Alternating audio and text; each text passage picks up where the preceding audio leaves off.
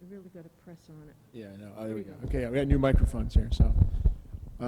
Thank you, Dr. Scott. I appreciate your time, and I certainly don't envy your job right now, for sure, or the governor's or anyone else in the executive branch who's having to deal with these issues. I imagine it must be almost 24/7, time-consuming since March, or even before that. I have a sort of a broad, almost series of questions, but they are connected. And I'd just like to preface them with a comment, and I'd like to hear your comment on my concerns. We have obviously, as a society, focused a considerable amount of attention on this virus for obvious reasons. But public health is not just about this virus, even though this is the imminent threat of 2020. We've all, I mean, I can give you some anecdotes. I don't want to belabor the point, take up too much time, but these, and I'm glad you used the term lockdown, by the way, because although the scope of lockdowns varies, it is a lockdown. I was criticized by a constituent once for using that term, so I'm glad that you agree with me that that's what we've been going through to some extent. These lockdowns, these orders, whatever their wisdom or their efficacy, have a really devastating impact on people's health in other ways. Public health is about a lot of things. My parents, for example, are elderly. They're not in great health. Everything they used to do has been closed since March, and it's had an obvious effect on their physical condition. My son, who's now a junior in high school, had no classes at all sophomore year from March onward because his school, which mostly has a lower economic base of students, was not able to do Zoom classes because too many of the kids were the only people supporting their family. They were working at Cumberland Farms or something like that, and they had part-time jobs. And I had this conversation with the principal because she had to explain to him why he couldn't have even class. The effect on our children is really, really bad. I had a friend who committed suicide about 1 week into the original lockdown. Maybe she was a risk anyway, but it's clearly it was a result of this. I bring all this up because I'd like to know to what extent, I'm getting to my questions, to what extent does the state keep track of excess deaths? To what extent are we keeping track of suicides, mental health issues, maybe, I don't know if it's hospital, admittances, but more like people seeking treatment for mental health issues, depression. I don't know if there's a way to categorize that or quantify it. To what extent do we classify what is a COVID death as opposed to someone who dies with COVID positivity? I'd like a specific answer to that question. And last but not least, where's the end game on this? The governor made a comment, I don't know, maybe a month ago, 6 weeks ago, time in the last few months has been compressed, where she said we may have to continue living like we're doing now until there's a vaccine. Now, I know in the last few weeks there's been a lot of positive indications there may be a vaccine or vaccines, but even that's still going to take time. And even that, I don't know what that means. I mean, maybe not enough people have volunteered to take it. So I guess my broad question is, what is the end game here, and to what extent can we quantify whether the cure is worth the diseases that's causing? The cure worse than the disease saying, at what point are we doing more harm to the public good than benefit with some of the steps we're taking? And I don't mean any of this as a criticism. I mean this as a straightforward question because I think too often, I know people that don't take this seriously enough, and I know people that are living in terror. And I think we need to have an honest, open public conversation about what we as society really need to do to address these issues. So if you could just comment on that and maybe answer some of the specific questions, I'd appreciate it. Thank you. Absolutely. You ask such a poignant set of questions that really get at the heart of why this has been such a challenging pandemic response. So to start, your question about public health and the fact that public health includes this massive, hopefully once in a lifetime, emergency pandemic response. Public health also includes the economic health, the community's health, and the other diseases of despair that we have been monitoring and dealing with. Overdoses, substance use, mental health, depression, suicide, emotional wellness. We were full on focused on that before this pandemic. And I'm so grateful to be able to say, because of an amazing team of people at the Rhode Island Department of Health, colleagues across our health and human services agencies and across state and local government, we have continued our fight in those other epidemics as well. What has added to the challenge is so much of what our response to those epidemics were.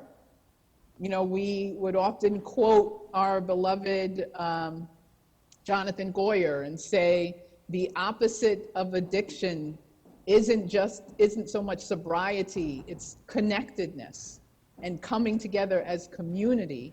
That whole notion of treatment has needed to be the opposite because of how the virus functions. It requires people to stay apart, to not come together. I've talked about the biology, indoors, closely, socializing without a mask, that the separation and isolation needed to stop transmission of the virus directly contributes to the actual concerns that we had with the other elements of society that we have been dealing with. And it just makes it extremely challenging.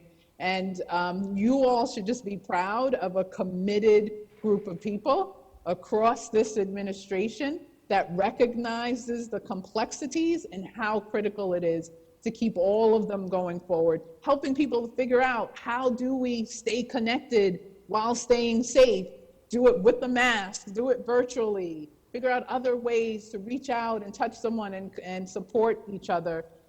That's sort of our next level of public health and understanding how to respond. And so to the extent that you can continue to resource us in doing that, the better we can be in a society as a whole. Now, your next question was about unfortunate deaths due to COVID, and to what extent are people dying because of COVID versus people dying with COVID. Most of our deaths are people who have passed away because of COVID. There is a smaller percentage of deaths where there's someone who may have unfortunately been hit by a car or have some form of surgical complication or something else happen and they are swabbed and found to also have COVID, but it was evident that COVID did not necessarily contribute to the death. So most of the deaths that we report, we say all are COVID associated. Most of them are someone who has passed away because of COVID. Many fewer are people who passed away with COVID, but unfortunately died for a different reason. I'll finish with answering your question about the end game.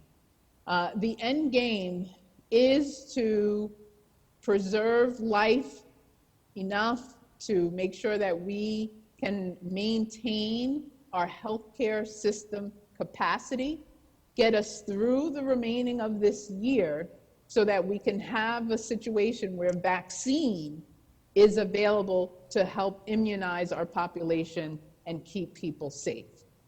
Going the route of just letting it fly until everyone is sick, and then just letting everything flourish, unfortunately, is exponentially more damaging, devastating, horrifying than it is to do some of the very difficult challenging decisions that we're making right now. If we just were to let it go, we'd have hundreds and thousands of people who would not have access to health care. That's, your family members and others. We'd have just economic devastation in terms of folks not being able to work. There's something called post-COVID syndrome that we are learning more about, that is debilitating people for life from young ages and on. We have just the mental health, the substance use, all of those other challenges that are still impacting society. So we are obligated to use the tools we have to keep this under control, enough to get us to that vaccination finish line so that the immunity can start to take over time and get us back to a different level of moving forward. So if I may follow up, I appreciate that answer. I guess my concern is, and again, there's been hopeful news in the last few weeks, but my concern is, what if there isn't really a vaccine that truly works, or it doesn't work enough? And I'm not asking you to answer your question, but that's a concern I have, because it's more a comment on human nature.